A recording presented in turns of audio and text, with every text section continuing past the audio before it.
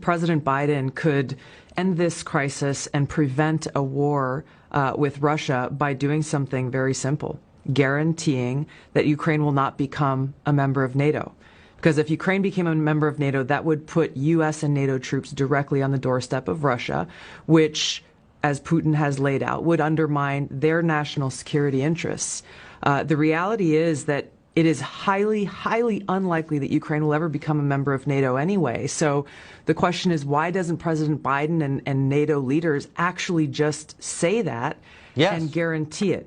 Which begs the question of why are we in this position then?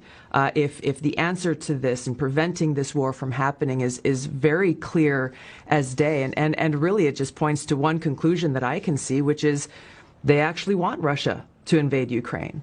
Why would they? Because number one, it gives the Biden administration a clear excuse to go and levy draconian sanctions, which are a modern day siege against Russia and the Russian people. And number two, it cements this Cold War in place. The military-industrial complex is the one that benefits from this. They clearly control the Biden administration. Warmongers on both sides in Washington have been drumming up these tensions.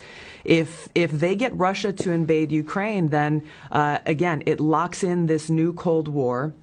The military-industrial complex starts to make a ton of more money than they have been in fighting al-Qaeda or making weapons for al-Qaeda.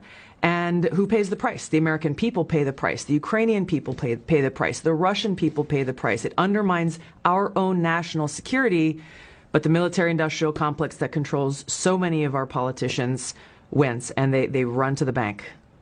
You've seen this from both sides as a lawmaker and a member of our armed forces, so I think you've got a credible view on this.